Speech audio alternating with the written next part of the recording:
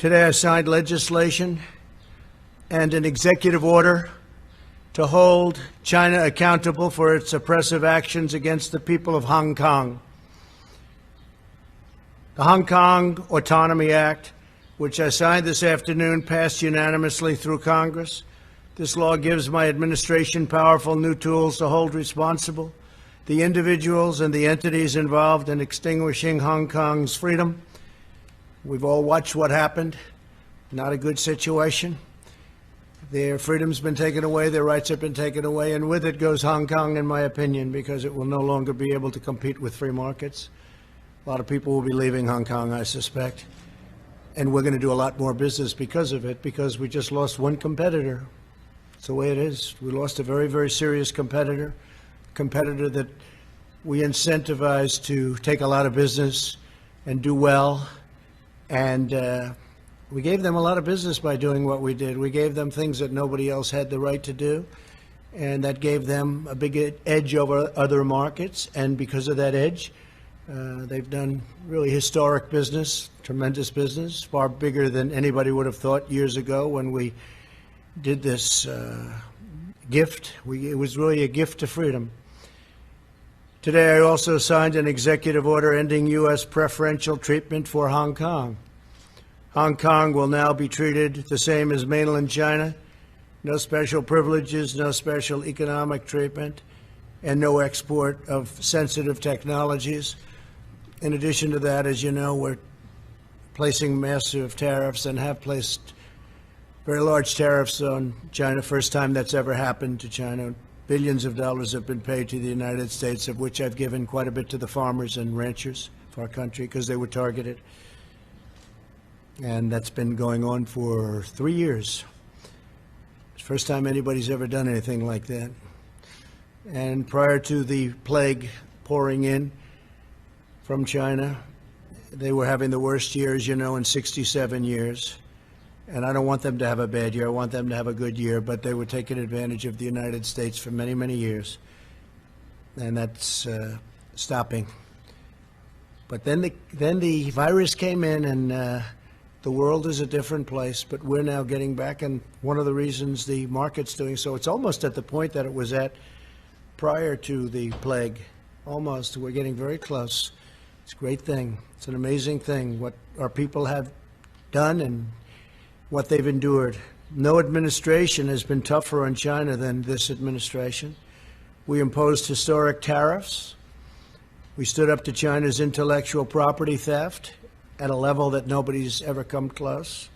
We confronted untrustworthy Chinese technology and telecom providers. We convinced many countries, and I did this myself for the most part, not to use Huawei, because we think it's an unsafe security risk. It's a big security risk. I talked many countries out of using it. If they want to do business with us, they can't use it. Just today, I believe that UK announced that they're not going to be using it. And that was up in the air for a long time, but they've decided. And you look at Italy, you look at many other countries.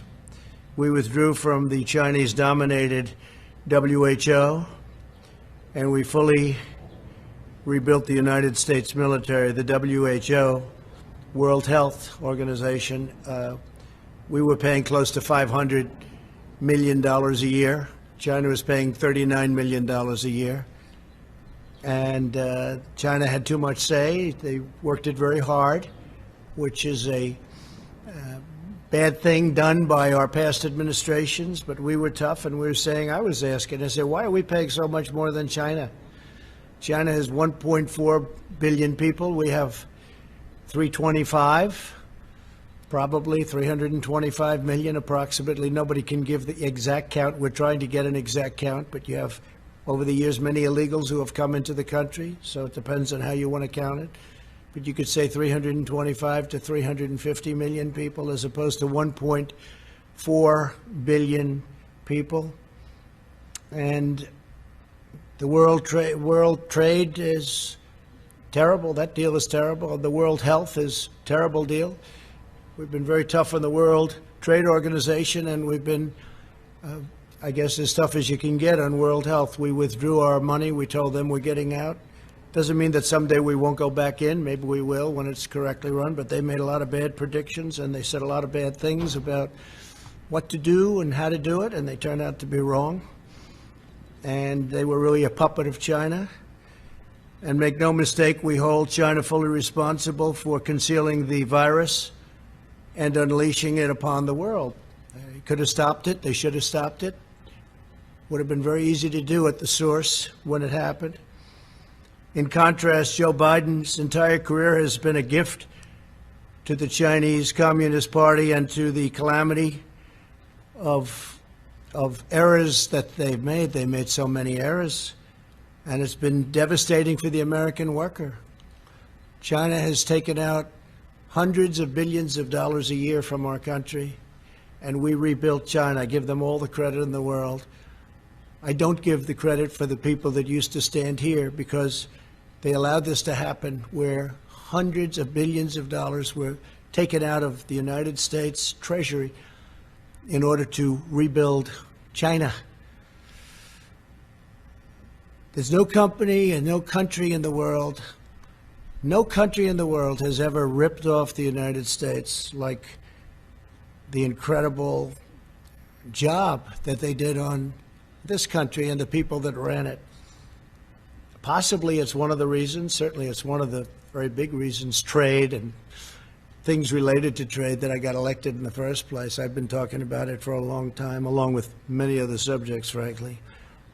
Joe Biden supported China's entry into the World Trade Organization, one of the greatest geopolitical and economic disasters in world history. If you look at China and you look at the moment they joined the World Trade, they were flatlining for years and years and years and decades. And then all of a sudden they joined the World Trade Organization, and they went like a rocket ship. They were given all sorts of advantages. They were considered a developing country. As a developing country, they got tremendous advantages over the United States and other countries. And they took advantage of those advantages and then some. Biden personally led the effort to give China permanent most favored nation status, which is a tremendous advantage for a country to have. Few countries have it, but the United States doesn't have it. Never did, probably never even asked for it, because they didn't know what they were doing. As Vice President, Biden was a leading advocate of the Paris Climate Accord, which was unbelievably expensive to our country, would have crushed American manufacturers while allowing China to pollute the atmosphere with impunity.